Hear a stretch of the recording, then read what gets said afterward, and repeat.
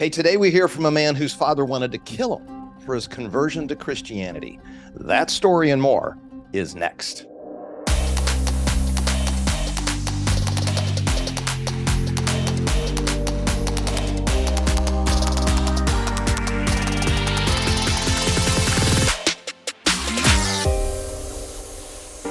Hey, welcome back to the Barry Farah Show, where we talk about culture, politics, and leadership.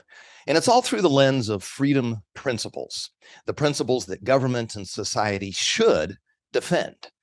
Today, we're going to hear the story of Mark Christian, a man who was raised in the center of the Muslim Brotherhood in Egypt, and he converted to Christianity as a young adult. Dr. Mark Christian is a successful physician, a passionate man, but also kindly and humble. I've met him myself. He doesn't do anything halfway, though. Now, his father is a famous and Egyptian Muslim community person. He's known for his devout practice, and his uncle is influential as well. So Dr. Christian was born in Egypt, and his name was Muhammad Abdullah. As a young man, Dr. Christian had all the trappings of wealth and power in the Muslim world. If he would just stay a good Muslim, his future was secure. Now, in his book, The Apostate, which you should absolutely get and read, he outlines his journey, and it is a fascinating story. It's very well written, but you will wince. And that's because it's hard to read of the pain that he endured, especially after you meet him in just a minute. Before he converted to Christianity, he became an expert in the Quran, memorizing large sections of it and practicing all 5 pillars of the religion. No easy thing. For example, he was so ahead of his peers that he stood up in his elementary school class, and during the passage reading period, he quoted directly from it without the aid of the Quran in front of him. His classmates were awed by his devotion and his intellect. But we get ahead of ourselves. So we're going to organize this interview into 3 sections. First, who's Dr. Mark Christian today? I mean, what's he do? Second, we'll look at the attempted murder on his life by his father. And then finally, we're going to discuss his journey toward freedom and then glean from him some insights into courage. Let him encourage us to be more courageous. So, Mark, it's just great to have you. We're going to get right to it. First, what do you do today? I mean, like you had 3 speaking engagements yesterday. What do you speak on? Well, thanks very much for having me. I do speak about the current events, and I can address some of the issues of national policy, international affairs, what's happening in the United States right now, because I'm very burdened by the current status of our country, and I love this nation greatly. And I want to do my part. I want to share my expertise and so forth. So I speak about all of those things, and also I try to constantly try use my testimony and my life journey to reach out to Muslims with the love of Christ. I'm a man of faith. I've been always all my life, and I was just on the wrong path in the very beginning. That's what I believe, and I try to share that journey with others. So I'm very active nationally and in my own state, and try to do my part and answer the call in my life by my Creator. Oh, that's great. So you're a doctor. What kind of a doctor are you? How long have you been practicing? I'm an OBGYN, and I have a very long journey, and I've been a physician in multiple places. I started in Egypt, practiced a little bit in England, and then I did work in the United States as well.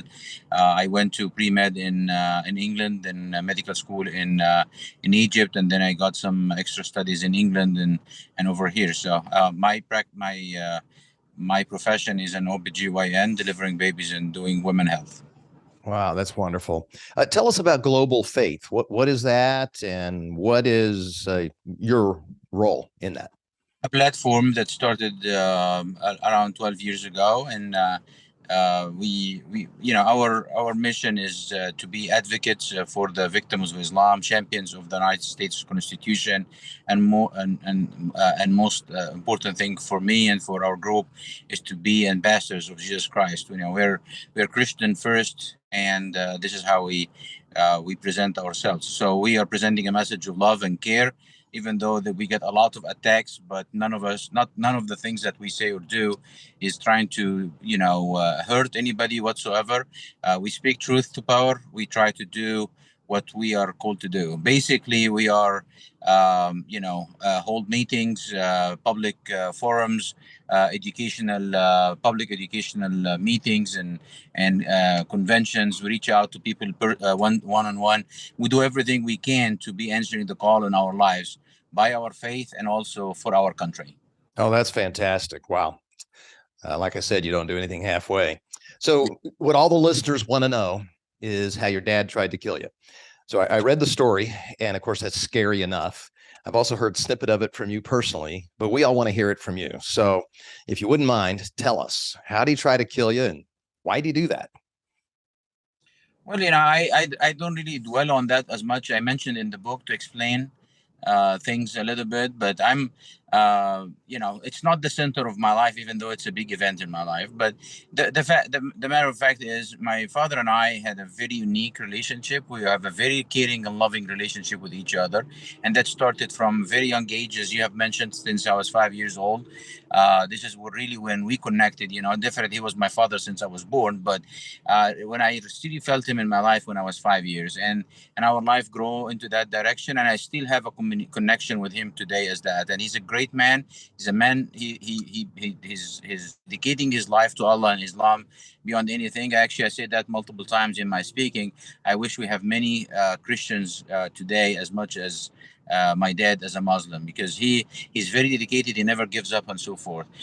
At some point in time, I mentioned also in the book, what escalated to the point where my dad, where he is at, and he got mad.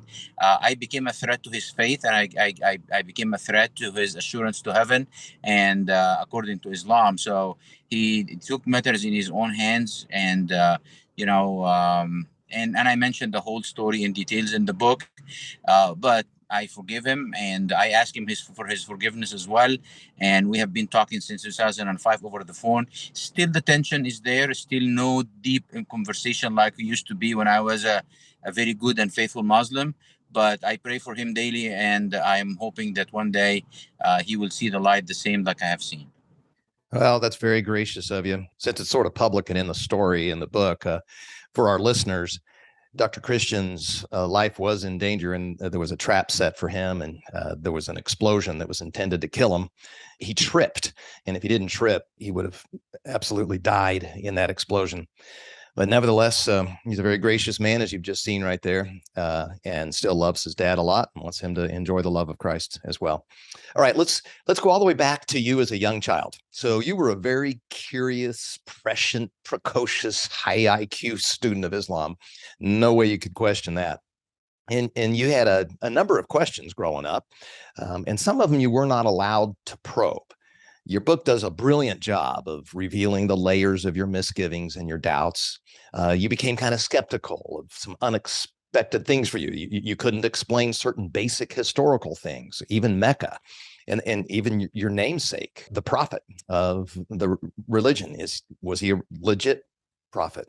So before you delve into those, or to the level you want to on your journey, could you please just talk about the discussion you had with your dad when he came back from this train trip in Europe?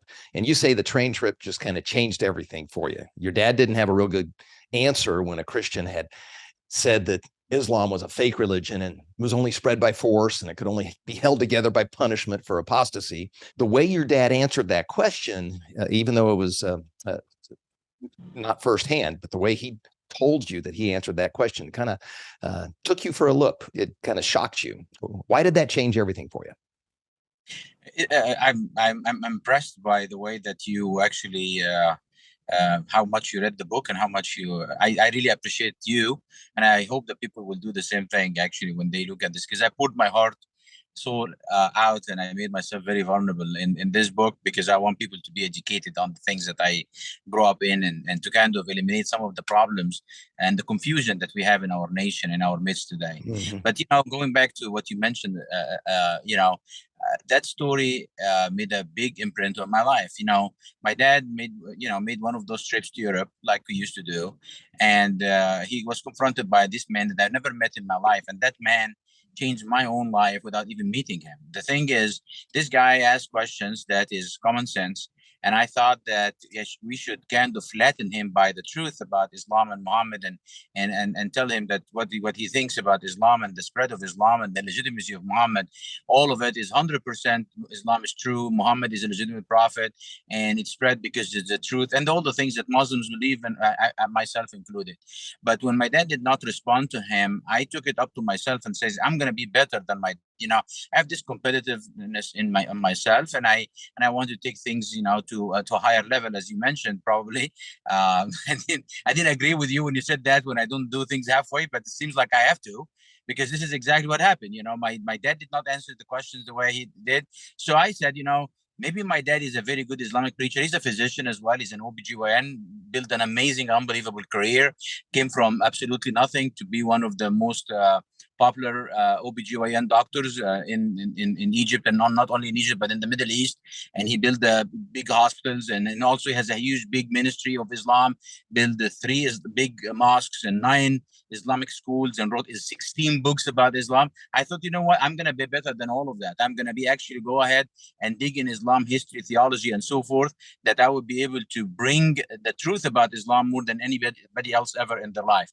And this is what I thought that is going to happen. So I tried my best to dig into history, theology, and so forth to bring the truth, thinking that, you know what, I'm not only going to convince this man if I ever met, but I will convince every Western, every Christian, every Jew about the legitimacy of Islam, and I will widen the base of Islam more than ever before.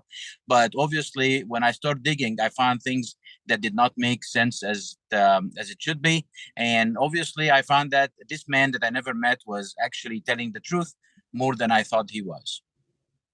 Wow. So you explored.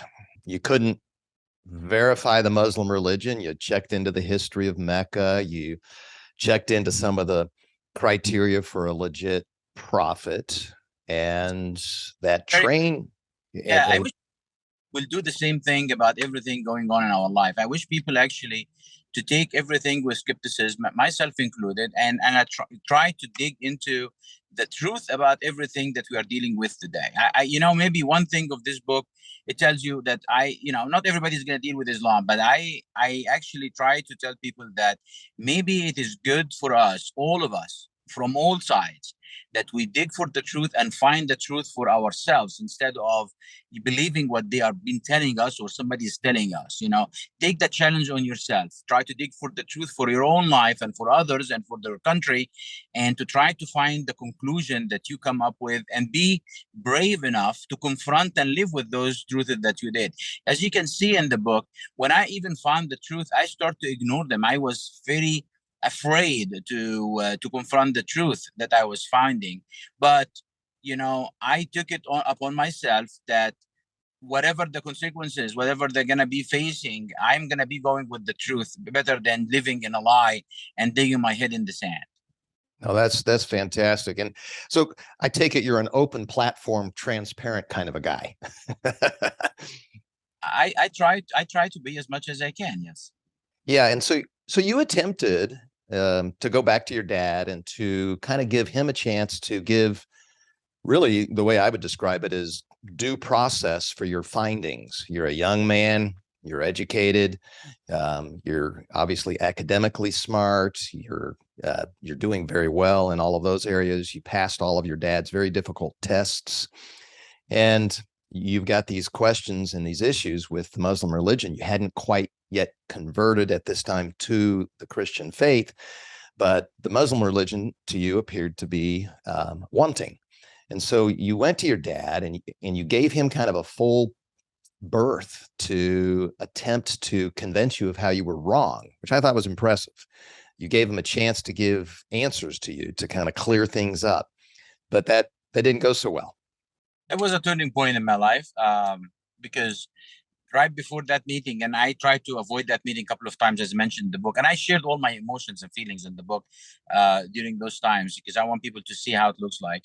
And I tried to have this meeting, and then I kind of had a cold feet, and I decided not to do it. And then finally I did. And my main reason for doing it is actually was finding the truth. I thought that, maybe I'm not good enough. Maybe I really don't know what I'm talking about. Maybe all my testing was not right. So I'm going to go to somebody who's an expert, always been my mentor. I'm going to ask him questions. And that changed my life upside down. My dad, who was my father, who was like my biggest support and the biggest mentor and champion, all of a sudden turned against me in like a second. And that turns everything in my life upside down. It changed everything. And many people talk about Islam. That was, I actually was benefiting a lot from being a good Muslim. I was living on the top of the world, have everything I need. My dad is very successful. I'm very successful. So I did not leave Islam because Islam was, caused me to be in hardship. Absolutely not. I left Islam for one reason, that Islam is not the truth, and I cannot live in a lie, even if this lie is providing me with all the means that I was getting. And when I tried to get to my dad to ask for his help and aid and support, this is when he looked at it as a challenge to his very existence, and brought in past experiences that he was afraid of. And this is where all accumulated on my top of my head, and it became my biggest problem with my dad. And since then, our relationship never been the same. It will never be the same. It has an ups and downs, but always relationship that you cannot even imagine. Today I am so happy that I can hear his voice and I can talk to him, but it is never the same. I love him dearly. And in my opinion, he's a great man. The amount of charity that he does, the amount of the things that he does is unbelievable. And that actually, when I'm highlighting that again, he's not a bad guy. Absolutely not. He's completely the opposite of this. If you have, the guy who came from absolutely nothing, he did not have running water in his house, and right now he's wealth of over $100 million of wealth. That tells you that this guy, and then actually he's charitable. He's building and giving and helping others and all of that stuff. Is a guy of a great character, but it tells you how much Islam is kind of toxic to relationship between mom and dad. Today, I can tell you this: I will never ever have the privilege to be next to my father if he passes away, or my mother. And if I did pass before them, they will never see me or even know that I died. This is a kind of a fracture that took place in a very strong, united family. What divided us, what exposed me to a terrorist attack by my own family, what actually was about to take my own life, is the problem of the ideology of Islam, nothing else. Everything was going well, except Yeah, this. as I understood it from your book, he had kind of no choice if he was to follow the regiment and be religiously astute. He had no choice but to have that terrorist attack, because that was really the He's right choosing. thing to do, the way he understands the It's Muslim not. religion. Is that correct? It's not the way he understands. This is the way Muhammad said, and his choice was between hell and heaven. Right. Whether all his hard work toward being a good Muslim is going to give fruit to him going to heaven, or he's going to do his duty towards me or ignore me and go to hell. It was a choice between heaven and hell for him. Yeah. So at the end of the day, the message you spoke to was a choice between freedom and kind of being coerced or forced into a perspective. In other words, there was a time in your life, the way I understood it from your book, where you felt trapped and enslaved, but not in a good way. Not like, oh, I'm so happy to be a slave to the Muslim religion. You came to a place where you felt like that it just wasn't true, and you were looking for truth. And then it was after you decided. So you didn't just convert to Christianity. You, as I understand it, you first said no to Muslim faith, religion, because it wasn't true, and then later you came to the Christian faith based on what you understood to be truth. Is that a correct way to say what happened? Of a time in my life that I actually was completely away from any religion, and I became mad about the existence of religion altogether. And I mentioned in the book, all of this transition and stuff like that. I wish people would pick the book just for the reason of understanding Islamic culture, Islamic mindset, and what we are dealing with when you're dealing with Islam. And the reason I'm doing that today is because Islam is so influential in our country, in the United States of America, beyond anybody's belief. The United States has a strong hold in our America today. They are, and people want to look at Islam as a terrorist movement with a group of guerrillas. It's none of that. Islam is a strong ideology, strong political movement that was very successful in the year 600 all the way to the 1400s, and then they go through some kind of hardship and stuff like that. Today, Muslim Brotherhood organization and Islamic movement is very strong. They have so much influence in our politics, in our culture, in our media. They have so much influence on the White House. They have so much influence on the military, in our the Justice Department, in on politicians, on our churches, in our synagogues. There is a very strong influence of Islam in our country, and I speak about that, and I go into details of it, and I wish people to pay attention. And if you go to our website, you can look at that and look at different organizations, the Islamic organization, how much they have influence in our churches and our synagogues, for example, and how much they have influence in the White House. I'm not talking about a terrorist organization. I'm talking about a strong political movement that has so much influence in our culture today. And this is the reason that I want people to understand Islam, to understand what kind of influence you are under today without even noticing that you have that influence. Wow. So how does it touch the military? Oh, it touches the military by many things. Number one is the policies and how the military deals. For example, you look at how they dealt with ISIS, or how they were dealing with threats in the Middle East, or how the military was doing things in Syria, and how the military is actually cleansing the statements about Islam and dealing with the enemy. If the United States military is not under the influence of Islam, ISIS will have been gone in less than 2 hours. But because of the influence that Islam has on the military, ISIS succeeded and continue flourishing for quite some time until they morphed into a bigger organization than they are.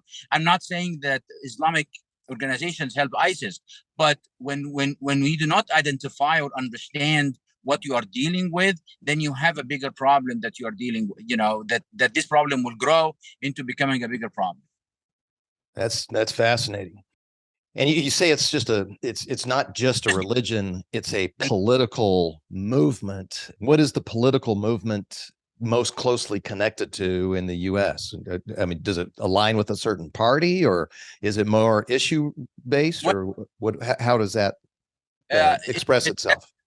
You look at, for example, yes, it is aligned mostly with the liberal movement, or the socialist movement, or the Democratic Party in general.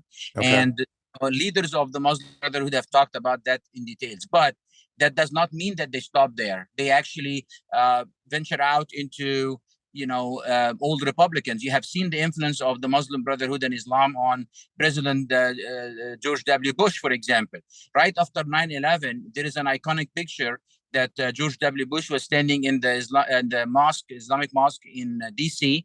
3 days after the terrorist attacks. Tuesday, he was doing that on Friday. And right behind him in that iconic picture was the leaders of the Muslim Brotherhood in the United States, the leaders of Islamic Society of North America, Council of American Islamic Relationship, and Muslim Student Association, and so forth. So you have seen, people don't notice that, people don't know that. I do know that very well. The influence of the Muslim Brotherhood and the Islamist political movement in America is focused 100% on the Democratic Party and a big part of the Republican Party as well. Goodness. So how are you still alive? I mean, you got this long reach of the Muslim Brotherhood all over the world, and certainly here in the US, as you're saying, you continue to be courageous and reach out and speak boldly. How has God protected you? Because God, like you said, I tripped on a rug, on an attempt of my life, that the rug that I run over since I was a kid, you just tripped over a rug, you're saying? This and is how not even an extension cord, just a rug that you normally walk across, and you tripped, and that saved your life. And that tells you that that the Bible is truthful when it says that we cannot add 1 second to our life or take 1 second for our life. So faith is the main source for my courage. because I you can live every day and knowing that God is in control and nothing you can do away from God's grace. The second thing is the most important actually of all is we live in a great, great, great nation that still provides safety and security and safe haven for people like me for speaking the truth. Yes, there's people attempt to cancel, there's people attempt to call you names, there people do multiple things, but still we still have some freedom over this and some protection. So what we need to do is to do everything in our ability to protect that what we have. Yes, it is slipping away. America 18 years ago, from when I came to the United States, is different from America today. It's not going to the right direction. I can tell you that. But are we gonna? I'm gonna sit down and be quiet and just cry over the skip milk? No, I'm not. I'm gonna continue using the privilege that I have, the safety that I have, the protection I have to voice my opinion, to talk the truth that I know to be right, and I will stand corrected if I get corrected. I have no problem whatsoever with that. But this is, I think, everyone in America today should function with the same kind of notion that God is in control. We have a great nation. It's worth fighting for. And I know some Christians will tell me, or people with no religion, but especially Christians. Christian says, Jesus said, give to Jesus what to Jesus, give to God what to God, and give to Caesar what for Caesar. So we should not be involved in politics. That's far from true. That's far from true, because the idea Jesus said is true 100%. But if you dig into it a little bit, is which part of our life is not for God? Are we going to put God in a box and just function on our own? Actually, the statement of Jesus is so smart, and it is our wrong understanding of it that is causing our problems. No, I God agree with you. I agree with you 100%. So if you look at the average person that actually listens to our podcast, we did an analysis recently. It's kind of fun. We looked at the last 50,000 podcasts. They downloaded all of them, and then they sorted them by location of where they were listening from. And we have listeners throughout the Middle East, from Jordan and Israel, Syria, and Egypt. What would you say, not just to them, but also to the rest of us who have lived, compared to you, coddled, fairly easy lives? We can't relate to the type of stress that you've experienced. And I just want you to speak specifically, kind of in a brief encouragement to why it's worth being courageous and why it's worth being bold to fight for truth and freedom. Even my heart is broken for Egypt. And I think we live in a world today that I think all of us should be living our own faith, and leave everybody has their own faith. And if somebody wants to be without faith or whatever, everybody has. We can have a very cordial conversation about faith without being attacking each other. So somebody want to be a Jew, somebody want to be a Christian, somebody want to be a Muslim, somebody wants to be no religion whatsoever, somebody want to be a Buddhist. Each one can live peacefully with each other, and nobody should actually force anybody or call anybody names. And if somebody wants to leave one thing and go to another thing, it's up to them for 100%. And if we're gonna have a conversation, somebody tell me Judaism is the best way and this is the right way to heaven, I'm willing to listen. I'm gonna tell him, this is Christianity is. Somebody else tells Islam. Let's have this conversation on a very friendly level, okay? Like we talk about other things. I appreciate that approach, because there's so much unnecessary hostility.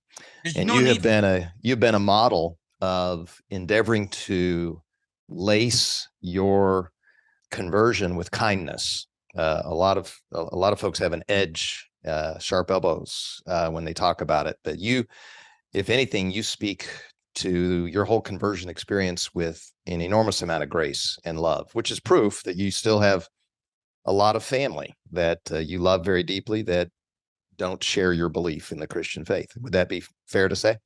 Absolutely. All my family are. It's not only I have everybody in my family are, and I try, and I wish we have this kind of cordial conversation. But and then the biggest thing is, let us all fight for our freedoms. Okay, for a country like Egypt today, I'm my heart is broken for the Middle East altogether. They do not have to be choosing between dictatorship and theocracy. there is a better option than those two. You do not have to live with dictatorship, or you do not have to live with theocracy. You can live under the umbrella of freedom. Let us have a very free society in those countries. You have no Amen. idea. You have no idea how much wealthy and have a high potential the Middle East is, but they are under an unbelievable kind of a struggle and fight, sectarian and religious and everything else. If this region is freed from all of that stuff, they will flourish more than ever before, because their weather is amazing, their resources unbelievable, great people who are smart, good fighters, good workers, work very hard. They can accomplish things that they cannot even imagine of if they take get rid of all of those kind of hatred, all of those sectarian fights, all of those religious fights, and just let's focus on being free and living good. Because all of us at the end of the day, we want the same thing. We want to live a good life. We want to raise good family. We have good relationship with our family, live in a good and clean and good society. And at the end of the day, each one have their own religion. Everyone wants to have an assurance of heaven. Let's have that debate and see which one is going to be in the right path, and just live free with each other. Those are Oh, the I love your passion, love your enthusiasm. We're running out of time this time. We'll have to have you back. Thank you. If I were to summarize you, I'd say it this way. Dr. Mark Christian, you were personally impacted by feeling under captivity, even though you had all the trappings of wealth. And if liberty means anything, it's got to mean freedom from every form of slavery, from false imprisonment, but also arbitrary control. You can't be coerced and call that freedom. So you just couldn't be forced to support something you don't believe in. And when there's freedom, you're not bullied to get on your knees. You can worship in accordance with your beliefs, and you came to a believing faith in God through Christ. So if God created us in his image and he deposited his creative power on us, we should be free to pursue our destiny and to honor God, not out of compulsion, but out of love. So the Christian faith must be true, because 2 Corinthians 3:17 says, where the Spirit of the Lord is, there is freedom. It's not just a great idea, but it's the idea that leveled the playing field for rich and poor, famous, unknown, and it exhorts believers to treat others, regardless of their beliefs, with respect, like Dr. Christian was saying. God's the author of freedom. It comes right from his heart. Thank you, Mark. Dr. Christian, what a great story. It's wonderful to have you with us. God bless you. Until next time, to your freedom. Hi, I'm David Farah. Thank you for listening to my dad's podcast, The Barry Farah Show, Culture Shift. Click subscribe now to be sure you don't miss an episode. Share this podcast with your friends on social media and give The Barry Farah Show your 5-star rating. See you next time.